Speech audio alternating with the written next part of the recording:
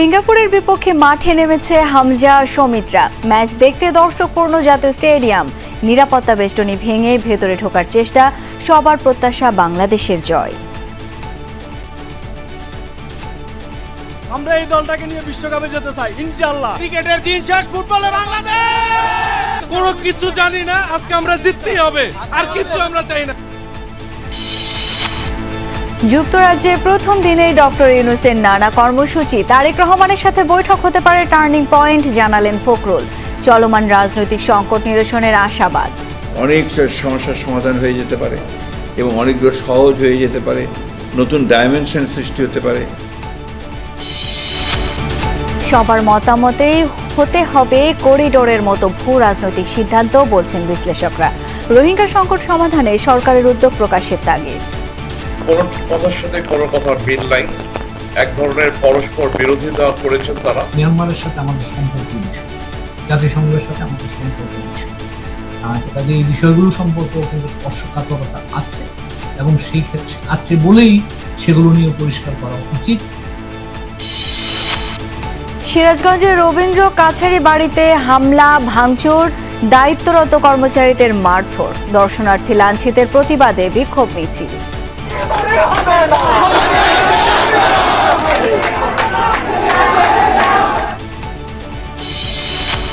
রাজধানীর কালশির বিহারি ক্যাম্প থেকে হাতকড়া পড়া যুবকের রক্তাক্ত মরদেহ উদ্ধার, পূর্ব শত্রুতার জেরে হত্যাকাণ্ড ধারণা পুলিশের। ছাড়পত্র পেয়েও চক্ষু হাসপাতাল ছাড়ছেন না, জুলাই আন্দোলনে আহত অনেকেই। শয্যার সংকটে চিকিৎসা থেকে বঞ্চিত সাধারণ রোগী, অস্বস্তিতে হাসপাতাল কর্তৃপক্ষ। ব্যথার চুড়ে মাথা চিরা পড়তাছে, না থাকি বইয়া থাকবার, না থাকি খাড়িয়ে থাকবার। ভর্তি করছে, সিট নাই। তাড়াতাড়ি মনে হয় চিকিৎসা দিলে আমাদের ভালো হবে। প্রাণবাহী জাহাজ ম্যাডলিন আটকের ঘটনায় বিশ্বজুড়ে নিন্দা সমালোচনা।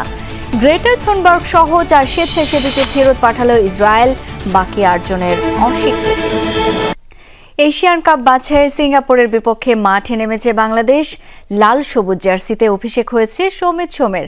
শুরুর একাদশে নেই জামাল ভুঁইয়া, আছেন রাকিব হোসেন, ফাহমিদুল ইসলাম, সৈয়দ শাহ কাজেম, মোহাম্মদ হৃদয়, হামজা চৌধুরী, সাদউদ্দিন, তপু বর্মন, তারিক কাজী, শাকিল আহাদ তপু ও মিতুল মার্মা।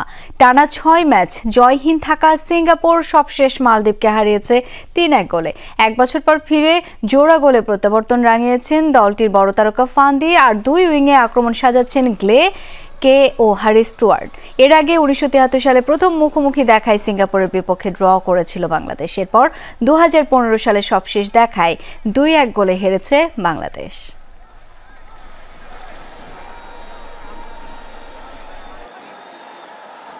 দর্শক, এই ম্যাচটি কভার করছেন সহকর্মী মুজনেবিন তারেক। সরাসরি চলে যাচ্ছি তার কাছে। তারেক, জামাল ভুঁইয়া একাদশে নেই, ফরমেশন কেমন দেখছেন দুই দলের? শাওন, যেটি আমরা প্রত্যাশা করেছিলাম যে 4-2-3-1 ফরমেশনে বাংলাদেশ খেলবে, সেটিই হয়েছে এবং সেটি হওয়ারই কথা ছিল, কারণ এই মুহূর্তে বাংলাদেশের মিডফিল্ডটাই সবচেয়ে বেশি শক্তিশালী। তবে 2-1টি যে পরিবর্তন হয়েছে, ও আরেকটি বিষয় যেটি ছিল যে নাম্বার 9-এ কে খেলবেন, সেখানে ফলস 9 নাকি জেনুইন 9, সেটি নিয়েও একটা সন্দেহ ছিল, কিন্তু শেষ পর্যন্ত কোচ হ্যাভিয়ার ক্যাবরেরা তিনি কিন্তু ফলস 9-এই ভরসা রাখলেন এবং সেখানে রাকিব তিনি কিন্তু তার ভরসা, এবং কাজিম শাহ তিনি কিন্তু রাইট উইংয়ে খেলবেন এবং লেফট উইংটা ছেড়ে দেওয়া হয়েছে ফাহমিদুল ইসলামকে, ইতালি প্রবাসী। তিনি সবশেষ ভুটানের বিপক্ষে ভালো খেলেছিলেন। পরিবর্তন এসেছে, যেটি বলছিলাম যে রাইট ব্যাকে একটা পরিবর্তন এসেছে, সেখানে আমরা হয়তো তাজকে আশা করছিলাম, সেই জায়গাটায় তপুকে নিয়েছেন কোচ হ্যাভিয়ার ক্যাবরেরা। এবং মিডফিল্ডে যেখানে প্রত্যাশা করা হচ্ছিল যে হামজার সতীর্থ হবেন মিডফিল্ডে সোহেল রানা, সেটি কিন্তু হয়নি। তার জায়গায় হৃদয়কে ভরসা করেছেন কোচ হ্যাভিয়ার ক্যাবরেরা। এবং আমরা লাস্ট যখন যমুনা টেলিভিশনে হামজার ইন্টারভিউ করছিলাম, তখনও কিন্তু অফ দ্য রেকর্ডে হামজা বলছিলেন তার হৃদয়ের খেলা খুবই পছন্দ, এবং কোচ হয়তো সেই ভরসাটাই রাখলেন। যদিও হামজা এবং হৃদয় তারা কিন্তু একই পজিশনে খেলে থাকেন, সেই জায়গায় সোহেল রানা ভুটানের বিপক্ষে গোল করেছিলেন, তারপরও কিন্তু তাকে বাদ দেওয়া হয়েছে। হয়তো তাকে পরবর্তীতে নামানো হবে, ম্যাচে রিপ্লেসমেন্ট করা হবে, কিন্তু শুরুর একাদশে কিন্তু মোহাম্মদ হৃদয়কে, যে নামটি নিয়ে অনেকেই হয়তো খুব বেশি আলোচনা ছিল না, কিন্তু সেই সেই জায়গাটায় হৃদয়কে ভরসা রাখলেন। আর গোলরক্ষক পজিশনে তো মিতুল মার্মা অটো চয়েস ছিলেন সেই জায়গাটি। আর যেটি বলার আছে, সিঙ্গাপুর কিন্তু তারা সেম ফরমেশনেই খেলে, 4-2-3-1 ফরমেশনে। সেখানে তাদের বড় তারকা নিঃসন্দেহে ফান্দি। আমি একটা বিষয় বলতে চাই, ভারত ম্যাচে হামজা যেভাবে সুনীল ছেত্রীকে আটকেছিলেন, বোতলবন্দি করেছিলেন, সেম কাজটি এই ম্যাচেও তিনি করবেন। আমরা সেই প্রত্যাশাটাই কিন্তু করতে পারি এবং সব মিলে জমজমাট একটা লড়াইয়ের প্রত্যাশা কিন্তু আমরা করছি। শাওন, নিশ্চয়ই তাই। তারেক, অনেক ধন্যবাদ আপনাকে। দর্শক, বাংলাদেশ সিঙ্গাপুর ম্যাচের নিরাপত্তা নিশ্চিতে কঠোর নিরাপত্তা ব্যবস্থা গ্রহণ করা হয়েছে। এই বিষয়ে বিস্তারিত জেনে নেব সহকর্মী মেহেদি নাইমের কাছ থেকে। নাইম, ম্যাচের নিরাপত্তা নিশ্চিতে দর্শক চাপ সামলাতে কি ধরনের ব্যবস্থা গ্রহণ করেছেন সংশ্লিষ্টরা, কি দেখছেন সেখানে জানাবেন বিস্তারিত।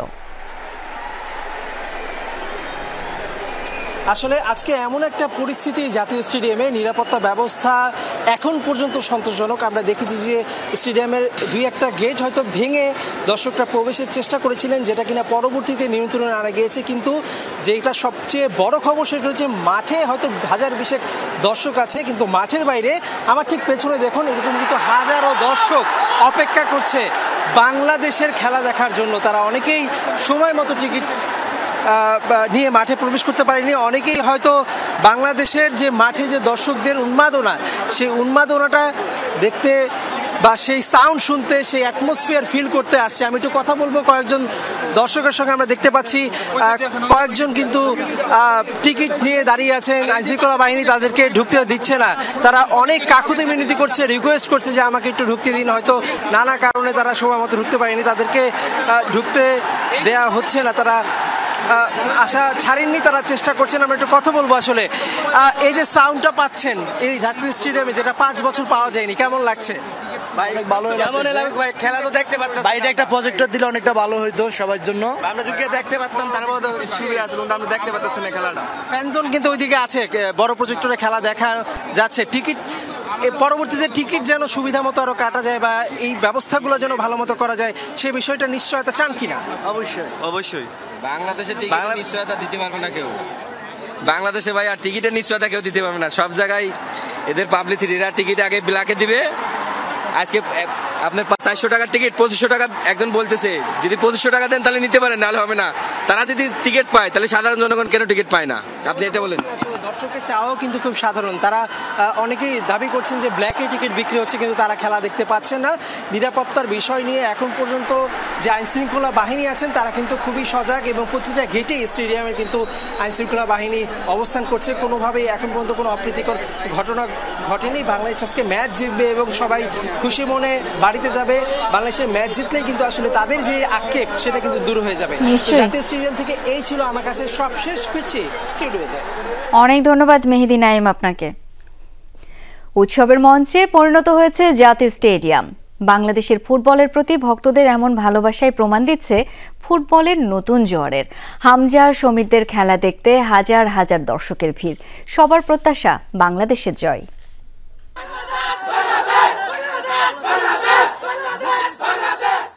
নবজাগরণের জোয়ার বাংলাদেশের ফুটবলে। রোদ কিংবা বৃষ্টি, আবহাওয়া যাই হোক, তা ভক্তদের মনের আকাশের ঝড়ে প্রভাব ফেলেনি এতটুকু। দুপুর নাগাদ জাতীয় স্টেডিয়াম পরিণত হয় জনস্রোতে।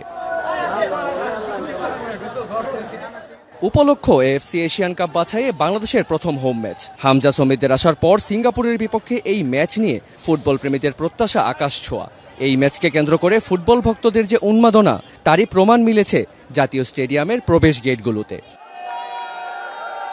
সবার একটাই প্রত্যাশা, বাংলাদেশের জয়। ঈদের আনন্দ আরো বাড়িয়ে তুলবে হামজা জামালরা, এমনটাই প্রত্যাশা ভক্তদের। অনেক ভালো এন্ড আশা করি বাংলাদেশ জিতবে ইনশাআল্লাহ। অনেক বড় ব্যবধানে আমরা জিতবো ইনশাআল্লাহ। কোনো কিছু জানি না, আজকে আমরা জিততেই হবে, আর কিছু আমরা চাই না। আজকে আমি শতভাগ আশিত যে আজকে বাংলাদেশ জিতবে, অবশ্যই জিতবে ইনশাআল্লাহ। হামজা সমিত ফাহমিদুল আমাদের স্বপ্নবিলাসী করলেও অনেকেই এসেছেন আবার এক নজর শুধু হামজা চৌধুরীকে দেখার জন্য। তিনিই যে নতুন গল্পের সূচনাকারী, জাতীয় দলের ট্রাম্প কার্ড। সিলেট থেকে আসছি এবার।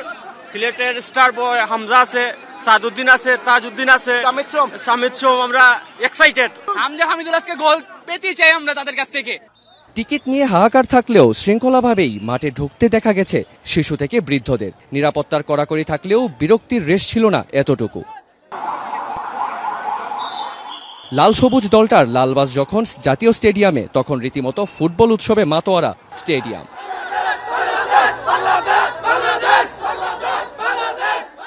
মরচে ধরা ফুটবলে এ যেন নতুন প্রাণ, যা হয়নি কখনো। দেশের ফুটবল যেন সাক্ষী হলো সেই নতুন ইতিহাসের। ম্যাচের ফল ছাপিয়ে যেন আগেই স্কোর শিটে জয়ী দলের নাম বাংলাদেশ। এই দলটাকে নিয়ে আমরা স্বপ্ন, আমরা আকাঙ্ক্ষার, আমরা এই দলটাকে নিয়ে বিশ্বকাপে যেতে চাই ইনশাআল্লাহ। ক্রিকেটের দিন শেষ, ফুটবলে বাংলাদেশ। জাতীয় স্টেডিয়ামে এমন দৃশ্য দেখে যেন চোখ জুড়িয়ে যায়। ফুটবল ভক্তদের পদচারণায় আর স্লোগানে স্লোগানে মুখরিত ফুটবলের এই আতুরঘর। সবার একটাই প্রত্যাশা, বাংলাদেশের জয়। সেই সাথে 2027 এশিয়া কাপে সৌদি আরবের গ্যালারিতে বসে যেন লাল সবুজের পতাকা উঁচিয়ে ধরা যায়, সেই আশায় বুক বেঁধে আছে কোটি ফুটবল ভক্তরা। রিয়ান রাফতি, জাতীয় স্টেডিয়াম, ঢাকা। যদিও এরপর কিছুটা বিশৃঙ্খলা দেখা যায়। ভেঙে ফেলা হয় স্টেডিয়ামে 4 নম্বর গেট, তাতে বিনা টিকিটের অনেক দর্শকই ঢুকে পড়ে মাঠে। পরিস্থিতি নিয়ন্ত্রণে আনতে লাঠিচার্জ শুরু করে সেনাবাহিনীর দায়িত্বরত সদস্যরা। হুট করেই 4 নম্বর গেটের আশেপাশে দেখা যায় বিশৃঙ্খলা, তবে দ্রুতই পরিস্থিতি নিয়ন্ত্রণে আনে আইনশৃঙ্খলা বাহিনী। গেট ভাঙলেও সবাই মাঠে ঢুকতে পারেননি, যদিও গ্যালারিতে দেখা গেছে উপচে পড়া ভিড়। এর আগে ভুটানের বিপক্ষেও ম্যাচে একই ঘটনা ঘটান টিকিট না পাওয়া উত্তেজিত সমর্থকরা। যুক্তরাজ্য সফরের প্রথম দিন ব্যস্ত সময় পার করছেন প্রধান উপদেষ্টা। কয়েক ঘন্টার বিশ্রাম শেষে বিকেলে বিমান প্রস্তুতকারক সংস্থা এয়ারবাস সহ কয়েকটি ব্যবসায়ী প্রতিষ্ঠানের সাথে বৈঠক করেন তিনি। সন্ধ্যায় বসেছেন বাংলাদেশ বিষয়ক অল পার্টি পার্লামেন্টারি গ্রুপের সাথে। এছাড়া রাত 10:30টায় কমনওয়েলথ সেক্রেটারি জেনারেলের সাথে সৌজন্য সাক্ষাতের কথা রয়েছে ডক্টর মোহাম্মদ ইউনূসের। সোমবার সন্ধ্যায় 4 দিনের সরকারি সফরে যুক্তরাজ্যের উদ্দেশ্যে ঢাকা ছাড়েন অন্তর্বর্তী সরকারের প্রধান উপদেষ্টা ডক্টর মোহাম্মদ ইউনূস। মঙ্গলবার স্থানীয় সময় সকাল 7:05 লন্ডনের হিথ্রো বিমানবন্দরে পৌঁছান প্রধান উপদেষ্টা। এ সময় তাকে অভ্যর্থনা জানান লন্ডনে বাংলাদেশের হাই কমিশনার। পরে সেন্ট্রাল লন্ডনের পার্ক লাইনের দ্য ডচেস্টার হোটেলে ওঠেন তিনি। এ সময় তাকে প্রবাসী বাংলাদেশিরা স্বাগত জানান। ব্রিটিশ বাংলাদেশি কমিউনিটি আজকে অত্যন্ত আনন্দিত ডক্টর মোহাম্মদ ইউনূস লন্ডনে আসতেছেন। আশা করতেছি লন্ডনের ওনার সফর সফল হবে। আমরা ওনাকে সম্মান জানানোর জন্য আজকে উনি যে হোটেলে থাকবেন এই হোটেলে এসেছি। এয়ারবাস সহ কয়েকটি ব্যবসায়িক প্রতিষ্ঠানের সাথে বৈঠক করেন তিনি। সন্ধ্যা 7টায় বাংলাদেশ বিষয়ক অল পার্টি পার্লামেন্টারি গ্রুপের সাথে বৈঠক করেন ডক্টর ইউনূস। এই গ্রুপের নেতৃত্ব দিচ্ছেন বাংলাদেশি বংশোদ্ভূত ব্রিটিশ এমপি আফসানা বেগম। রাত 10:30টায় কমনওয়েলথের সেক্রেটারি জেনারেল শার্লি আউরকর বাচোয়ের সাথে সৌজন্য সাক্ষাতের মধ্য দিয়েই শেষ করবেন প্রথম দিনের ব্যস্ততম কর্মসূচি। 12 জুন ব্রিটিশ রাজা তৃতীয় চার্লসের সাথে সাক্ষাৎ করবেন প্রধান উপদেষ্টা। পরে লন্ডনের সেন্ট জেমস প্যালেসে মানুষ ও পরিবেশের মধ্যে শান্তি, স্থায়িত্ব এবং সম্প্রীতি প্রতিষ্ঠায় অবদানের জন্য ডক্টর মোহাম্মদ ইউনূসকে মর্যাদাপূর্ণ the King's Charles Harmony Award তুলে দেবেন রাজা তৃতীয় চার্লস। আগামী 13 জুন নির্বাচন সহ চলমান বিভিন্ন ইস্যুতে বিএনপির ভারপ্রাপ্ত চেয়ারম্যান তারেক রহমানের সাথে বৈঠকের কথা রয়েছে ডক্টর মোহাম্মদ ইউনূসের। এ সফরে যুক্তরাজ্যের পররাষ্ট্র সচিব, সিনিয়র মন্ত্রী, রাজনৈতিক নেতা এবং যুক্তরাজ্যের নীতি ও ব্যবসায়িক সম্প্রদায়ের প্রভাবশালী ব্যক্তিত্বদের সাথেও সাক্ষাৎ করবেন প্রধান উপদেষ্টা। আলোচনা করবেন বৈশ্বিক ও আঞ্চলিক বিষয়ের পাশাপাশি সাবেক প্রধানমন্ত্রী শেখ হাসিনার সরকারের সময় যুক্তরাজ্যে পাচার হওয়া অর্থ শনাক্ত ও পুনরুদ্ধারের বিষয়েও। আগামী 13 জুন যুক্তরাজ্য সফর শেষে 14 জুন দেশে ফিরবেন প্রধান উপদেষ্টা ডক্টর মোহাম্মদ ইউনূস। ফয়সাল মাহমুদ, যমুনা নিউজ, ঢাকা। লন্ডনে ডক্টর ইউনূসের সাথে তারেক রহমানের বৈঠকে রাজনৈতিক সংকটের সমাধান দেখছে বিএনপি। ভারপ্রাপ্ত চেয়ারম্যানকে যে কোনো সিদ্ধান্ত নেয়ার এখতিয়ার দিয়েছে দলের স্থায়ী কমিটি। বিএনপি মহাসচিব এই বৈঠককে রাজনীতির টার্নিং পয়েন্ট উল্লেখ করে ভোটের জন্য এপ্রিল মাস উপযুক্ত নয় বলে মন্তব্য করেন। গুলশান কার্যালয়ে সাংবাদিকদের সাথে ঈদ শুভেচ্ছা বিনিময় শেষে মির্জা ফখরুল কথা বলেন সমসাময়িক অন্যান্য বিষয় নিয়েও। দুপুরে বিএনপি চেয়ারপারসনের গুলশান কার্যালয়ে সাংবাদিকদের সাথে ঈদের শুভেচ্ছা বিনিময় করেন দলের মহাসচিব মির্জা ফখরুল ইসলাম আলমগীর। দীর্ঘদিন থাইল্যান্ডে চিকিৎসা শেষে ঈদের আগের দিন দেশে ফেরা মির্জা ফখরুলের স্বাস্থ্যের খোঁজ নেন সাংবাদিকরা।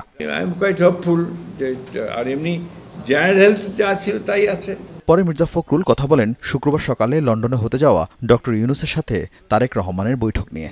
বৈঠকটি নিয়ে আশাবাদী বিএনপি মহাসচিব বলেন, চলমান রাজনৈতিক সংকট সমাধানে এটি হবে নতুন দিগন্তের সূচনা।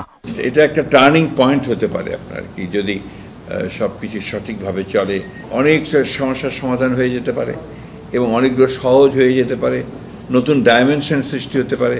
This is a proper time and proper venue, proper place, যেটাতে একটা নতুন একটা দিগন্তের উন্মোচন হতে পারে। দলের তরফ থেকে আমরা আমাদের একজন চেয়ারপারসনকে সম্পূর্ণ যেটাকে বলে যে অথরিটি দিয়েছি। এপ্রিল মাস জাতীয় নির্বাচনের জন্য কেন উপযুক্ত সময় নয় তাও ব্যাখ্যা করেন বিএনপি মহাসচিব। Time is not good for election. আপনার রোজার মাস, রোজা শেষ হবে, ঈদ শেষ হবে, তার কয়েকদিন পরে নির্বাচন।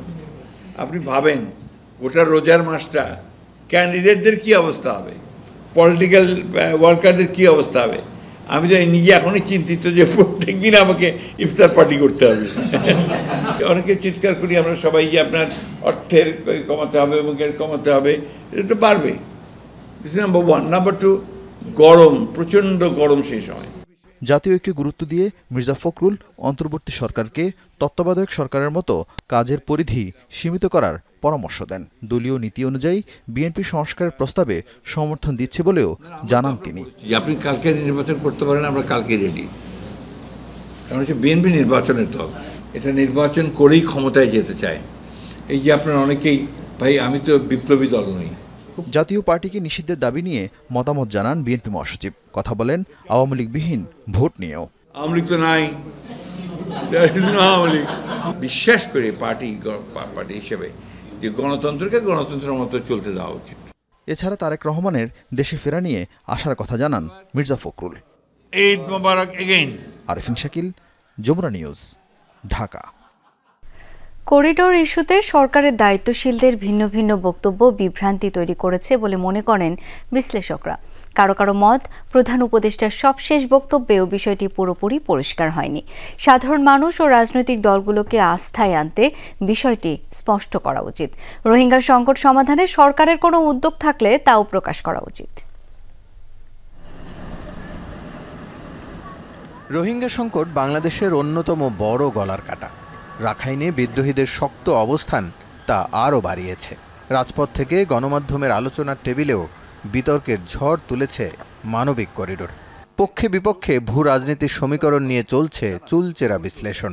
সরকারের পররাষ্ট্র উপদেষ্টা, প্রেস সেক্রেটারি, জাতিসংঘের প্রতিনিধি সহ দায়িত্বশীলদের বক্তব্যের পর তা আরও ডালপালা ছড়িয়েছে। সবশেষ প্রধান উপদেষ্টা জানালেন, করিডোর নিয়ে অপপ্রচার চলছে। রাখাইনের জন্য বাংলাদেশ করিডোর দিয়ে দিয়েছে বলে একটা অপপ্রচার চালানো হচ্ছে। তার এই বক্তব্যে কতটা পরিষ্কার হলো করিডোর বা প্যাসেজ নিয়ে বাংলাদেশের অবস্থান? কোন কথার সাথে কোনো কথার মিল নাই। এক ধরনের পরস্পর বিরোধিতা করেছেন তারা, এবং এটা করে এমন একটা পরিস্থিতি সৃষ্টি করেছেন যে সম্পূর্ণভাবে ধোঁয়াশার সৃষ্টি হয়েছে। প্রধান উপদেষ্টা মহোদয় যে বক্তব্যটা দিয়েছেন তার মধ্য দিয়ে রাজনৈতিক উপাদানটার জবাব আমরা হয়তো পেলাম, কিন্তু এখানে একটা আইনগত বিষয়ও আছে। মিয়ানমারের সাথে আমাদের সম্পর্কের বিষয়, জাতিসংঘের সাথে আমাদের সম্পর্কের বিষয়, কাজে এই বিষয়গুলো সম্পর্কেও কিন্তু স্পর্শকাতরতা আছে এবং সেই ক্ষেত্রে আছে বলেই সেগুলো নিয়ে পরিষ্কার করা উচিত দেশে বিদেশে। বিশ্লেষকরা বলছেন, মানবিক করিডোর বা প্যাসেজ আলোচনা সরকারই শুরু করেছে, তাই সকলের আস্থা অর্জনে সরকারকেই পরিষ্কার করতে হবে। তাদের মতে ভূ রাজনৈতিক সিদ্ধান্তের প্রভাব দীর্ঘমেয়াদী, তাই বড় সিদ্ধান্ত নেয়ার আগে সবার মতামত নেওয়া জরুরি। এখন কেউ যদি মনে করেন যে এই সরকারটা কেয়ারটেকার গভর্নমেন্টের মতো শুধুমাত্র 3 মাসে এসে নির্বাচন আয়োজনের জন্যই তারা আছেন, তাহলে আমার ধারণা এখানে বোধহয় একটু ব্যাখ্যাগত সমস্যা থাকতে পারে। এই সরকারটা অন্তর্বর্তীকালীন সরকার, কিন্তু তারা অনেক দায়িত্বই স্বাভাবিক সরকারের মতোই পালন করছেন। তবে যে বিষয়গুলোতে বিশেষ গুরুত্ব রাখে, জাতীয় স্বার্থের বিষয়গুলো জড়িত থাকে, সেখানে বোধহয় একটুখানি সাবধানতা অবলম্বন করাটাই আমার মনে বুদ্ধিমানের কাজ। বাংলাদেশের সাথে মিয়ানমারের সীমান্ত 271 কিলোমিটারের। অন্যদিকে ভারতের সাথে রয়েছে 4156 কিলোমিটারের সীমান্ত সম্পর্ক। রাসেল আহমেদ, যমুনা নিউজ, ঢাকা। সিরাজগঞ্জে রবীন্দ্র কাছারি বাড়িতে দর্শনার্থীকে মারধরের অভিযোগে জড়িতদের শাস্তির দাবিতে চলছিল মানববন্ধন। হঠাৎই একদল ঢুকে পড়ে কাছারি বাড়িতে। ভাঙচুরের পাশাপাশি মারধর করা হয় ভেতরে থাকা কর্মচারীদেরও। এই ঘটনায় এখনো কোনো মামলা হয়নি, আটকও হয়নি কেউ। দিনে দুপুরে সিরাজগঞ্জের শাহজাদপুরে রবীন্দ্র কাছারি বাড়ির শান্ত পরিবেশ হয়ে ওঠে অশান্ত। গেট খুলে ভেতরে হামলা করে দুর্বৃত্তরা, চালানো হয় ভাঙচুরও। ঘটনার সূত্রপাত ঈদের পরদিন। স্থানীয় শাহনওয়াজ সোহান নামের এক ব্যক্তি নিজ স্ত্রী ও ভাতিজাকে নিয়ে কাছারি বাড়িতে ঘুরতে যান। মোটরসাইকেল নিয়ে ভেতরে ঢুকতে চাইলে বাধা দেয় নিরাপত্তা কর্মীরা। বাকবিতণ্ডার এক পর্যায়ে দুপক্ষের মধ্যে হাতাহাতি হয়। অভিযোগ ওঠে এরপর সোহানকে একটি কক্ষে নিয়ে মারধর করে কাছারি বাড়ির কর্মচারীরা। সোহানের উপর অত্যাচার, নির্মমভাবে অত্যাচার করা হয়েছে। আপনারা সকলে সেটা অবগত এবং সেই অত্যাচারে কোনো বিচার হয় নাই। এই বিচারের আমরা সবাই সুষ্ঠু বিচার দাবি করতেছি, সুষ্ঠু তদন্ত দাবি করতেছি এবং তাদের সকলের বহিষ্কার দাবি করছি।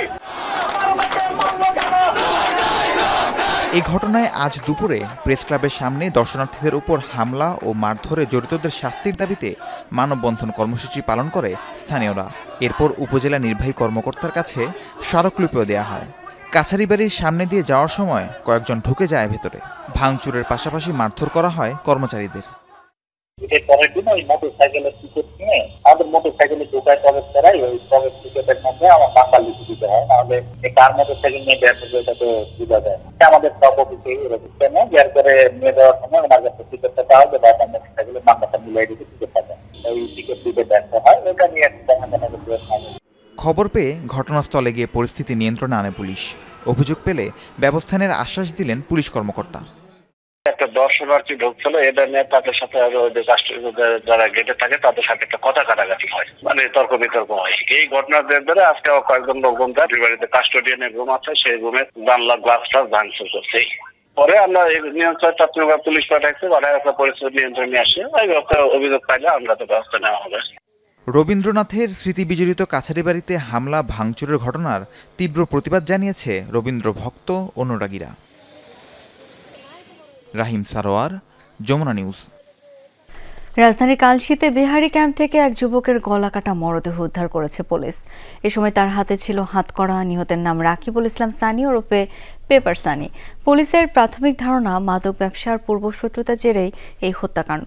এর আগেও সানির উপর হামলার ঘটনায় পুলিশের কাছে অভিযোগ করা হয়েছিল, জানায় নিহতের স্বজনরা। পল্লবী বি ব্লকের মিল্লাত ক্যাম্পের গলিতে দেখা মেলে সানির রক্তাক্ত মরদেহ। ভোরে মরদেহ দেখে পুলিশকে খবর দেন স্থানীয়রা। জানান পাশের একটি ক্যাম্পে সপরিবারে থাকতেন সানি। স্থানীয়দের মোবাইলে করা ভিডিওতে দেখা যায় পা গামছা দিয়ে বাঁধা, দুই হাতই পিঠের নিচে, হাত করা ছিল বলে জানান ক্যাম্পের বাসিন্দারা। একটা মহিলা দেখছে, এই মহিলা দিয়ে পরে গার্জেন্টে ফোন দিছে। ওটা হলো 12 নম্বরের ওই মুগভরা ক্যাম্পের এই জায়গায় আনিয়ে জবরদস্ত, এটা সবাই সকালে দেখছে। রাত্রে চিল্লাচিল্লি শুনছিলাম, হইচই। তারপর থেকে আর কোনো হয় নাই। সকালবেলা উঠে ঘুমাতে উঠছি যখন, তখন শুনি যে দিকে ডেড বডি ফালানো। লাশ উদ্ধার করে পল্লবী থানা নিয়ে যায় পুলিশ। সেখানে হাজির হন নিহতের মা, স্ত্রী ও স্বজনরা। অভিযোগ, কয়েকবার হামলা করেও ক্ষান্ত হয়নি হত্যাকারীরা। তাদের ভয়েই সাভারে পালিয়ে যান সানি। সোমবার রাতে কৌশলে তাকে মিরপুর ডেকে এনে হত্যা করা হয় বলেও অভিযোগ স্বজনদের। গুলি করছে, হাতে দুই হাতে হাত কাটা আছে। জিন্দা, আকাশ, রাব্বি আর অজ্ঞত কে কে ছিল জানি না। ওরা 10 বন্ধু ছিল অনেক আগে, কিন্তু তারপরে ওদের সাথে কোনো কি হয়েছে না হয়েছে আমি সঠিক জানি না। কিন্তু ইদানিং আমার ছেলে ঘরে তো বিয়ে শাদী হয়েছে, ওই যে বাচ্চাও থাকে সাভারে, আমি থাকি এখানে। আর কালকে যে কিভাবে আসলো, কেন আসলো আমি তাও জানি না। তার আগে মনে করেন এখনো সিলাই আছে, ওইখানে গিয়ে দেখেন ওই যে যার নাম জিন্দা, ও একটা কোপ দিছিল। তো মহল্লার মানুষ সব ছেড়ে দিছে। আমি ছেলেরা বুঝে থাক বাবা, মারের বদলে মার দরকার নাই, আমরা একটা মামলা করি, মামলা দিয়ে এখানে দেখি যদি প্রশাসন কিছু করে। পুলিশ জানায় সানির বিরুদ্ধেও মাদক সহ নানা অপরাধে একাধিক মামলা আছে বিভিন্ন থানায়। মাদক নিয়েই এই হত্যাকাণ্ড ধারণা কর্মকর্তাদের। মিরপুরের একটি জায়গা থেকে তাকে নিয়ে এসে একটা প্রাইভেট কার, একটা মাইক্রো বাসে করে পরে তাকে হত্যা করে এখানে ফেলে যায়, ঘটনাস্থলে ফেলে যায়। আমাদের কাছে মনে হয়েছে এবং লোকাল যেসব আমাদের সোর্স আছে এবং ঘটনাস্থলের আশেপাশে যারা বসবাস করে তারাও অনেকেই বলেছে যে মাদককে কেন্দ্র করে এটা হয়েছে। নিহত সানির হাতে হাতকড়া থাকার কথা নিশ্চিত করেছেন কর্মকর্তারা। জানান গেল বছরের 5 আগস্টে বিভিন্ন থানা থেকে লুট হওয়া হাতকড়াই সানির হাতে পরানো হয়ে থাকতে পারে। যে ভিকটিমের হাতে হ্যান্ডকাপ একটা পরানো ছিল। রিয়াজ রায়হান, যমুনা নিউজ, ঢাকা। দেশে গত 24 ঘন্টায় 13 জনের শরীরে করোনা ভাইরাস শনাক্ত হয়েছে। এছাড়াও পার্শ্ববর্তী ভারত সহ কয়েকটি দেশে করোনা ভাইরাসের নতুন ধরনের সংক্রমণ বেড়ে যাওয়ায় জরুরি প্রয়োজন ছাড়া সেসব দেশসমূহে ভ্রমণে সতর্কবার্তা দিয়েছে স্বাস্থ্য অধিদপ্তর। আজ মঙ্গলবার স্বাস্থ্য অধিদপ্তর থেকে পাঠানো করোনা বিষয়ক নিয়মিত সংবাদ বিজ্ঞপ্তিতে এই তথ্য জানানো হয়েছে। এতে বলা হয় 24 ঘন্টায় করোনা থেকে সুস্থ হয়েছেন 2 জন, তবে আক্রান্তদের কারো মৃত্যু হয়নি। শুরু থেকে এ পর্যন্ত করোনায় মোট মৃত্যুর সংখ্যা দাঁড়িয়েছে 29,500 জনে। মহামারীর শুরু থেকে এখন পর্যন্ত মোট শনাক্তের হার 13.05%। ভারতসহ বিভিন্ন দেশে করোনা ভাইরাসের সংক্রমণ বাড়ায় চট্টগ্রাম শাহ আমানত আন্তর্জাতিক বিমানবন্দরে জারি করা হয়েছে সতর্কতা। সূর্যের সংকটে শেরেবাংলা নগরে জাতীয় চক্ষু বিজ্ঞান ইনস্টিটিউট জরুরি বিভাগে রোগী ভর্তি নিলেও দিতে পারছে না সিট। অভিযোগ আছে চিকিৎসার আর প্রয়োজন নেই এমন অনেককেই ছাড়পত্র দিলেও হাসপাতাল ছাড়ছেন না তারা, ফলে অস্বস্তিতে আছে হাসপাতাল কর্তৃপক্ষ। আনোয়ার হোসেন ঈদের দিন বাস দিয়ে তার চোখে আঘাত করে স্থানীয় এক ব্যক্তি। অবস্থা গুরুতর হওয়ায় টাঙ্গাইল থেকে সকালে জাতীয় চক্ষু বিজ্ঞান ইনস্টিটিউটে আসেন তিনি। ভর্তি করছে, সিট নাই, উপরে ডাক্তার বলে নাই যে সিট আছে উপরে নিয়ে দেন, পরে কয় কি না দেওয়া নিষেধ। ব্যথার চুড়ে মাথা সিরা পড়তাছে, না থাকি বইয়া থাকবার, না থাকি খাড়িয়ে থাকবার। তাড়াতাড়ি মনে হয় চিকিৎসা দিলে আমাদের ভালো হতো। জুলাই আহতদের মধ্যে যাদের আর হাসপাতালে থেকে চিকিৎসার প্রয়োজন নেই এমন 30 জনকে ছেড়ে দেওয়ার পরামর্শ দেয় বিশেষজ্ঞ কমিটি। কিন্তু চক্ষু বিজ্ঞানের 4 তলার বি ব্লকের সিটে তারা অবস্থান করছেন। কর্তৃপক্ষ জানান চাইলেও সেখানে অন্য সেবা প্রার্থীকে সিট দিতে পারছে না তারা। বিভিন্ন ভাগে বিভিন্ন পর্যায়ে ফলো আপের জন্য তারা সাজেস্ট করেছেন, কিন্তু এরা প্রথম দিকে কোঅপারেট করলেও পরে যখন আমরা এটা ইমপ্লিমেন্ট করতে যাই তখন বাধার সম্মুখীন হই। ওদের কথা বিবেচনা করে সাধারণ জনগণ সেটা মেনে নিচ্ছে। এরা যদি অকুপাই করে থাকে তাহলে ওই সিটগুলোতে আমরা সাধারণ রোগীদের ভর্তি দিতে পারছি না। আহতদের বক্তব্য জানতে সেখানে গেলে দেখা যায় ভেতর থেকে তালা দেয়া। হাসপাতাল থেকে জানা যায় 54 জনের মধ্যে ভেতরে আছেন 4-5 জন, বাকিরা ঈদে বাড়িতে গেছেন। ওদের দাবি হচ্ছে এরকম যে ওদের অনেক দূরের থেকে চিকিৎসা নিতে আসতে হয়, থাকার অনেক রাতে চলে আসে, ওরা থাকার কোনো জায়গা নাই। শয্যা সংকট এবং আহতদের চিকিৎসার বিষয়ে স্বাস্থ্য অধিদপ্তরের হাসপাতাল শাখার পরিচালক বললেন ঈদের ছুটি তাই নিরাপত্তাজনিত কারণে ভেতর থেকে বি ব্লক তালা দিয়ে রাখতে পারে আহতরা। ছুটির পর এই বিষয়ে সংশ্লিষ্টদের সাথে বসবে মন্ত্রণালয়।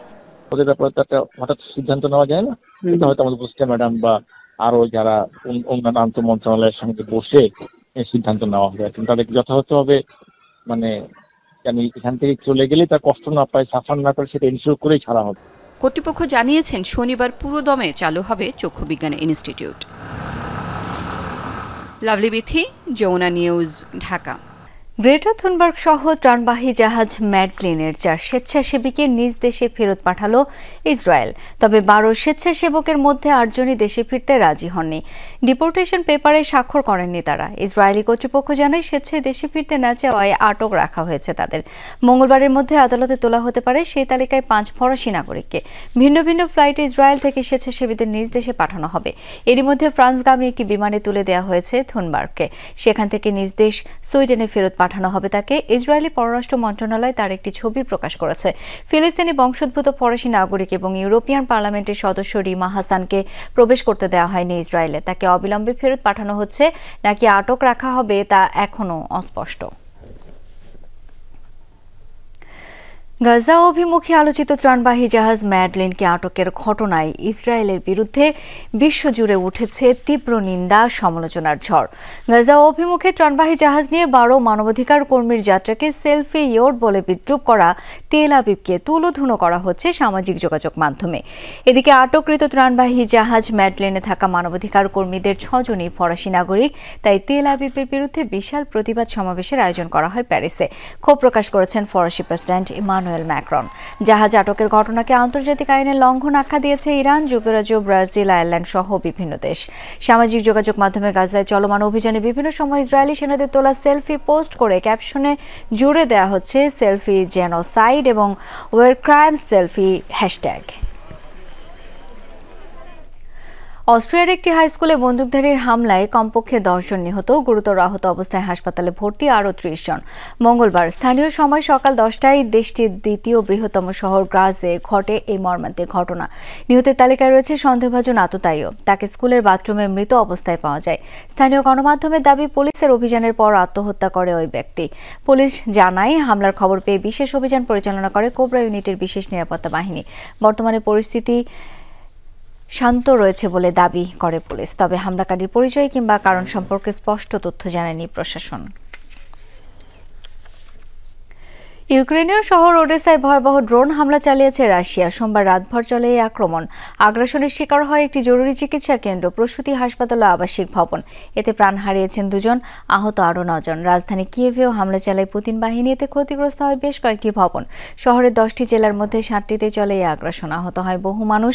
রাশিয়ার দাবি, ইউক্রেনের সাম্প্রতিক আক্রমণের পাল্টা জবাবে ইউক্রেনে চালানো হচ্ছে ভয়াবহ এসব হামলা।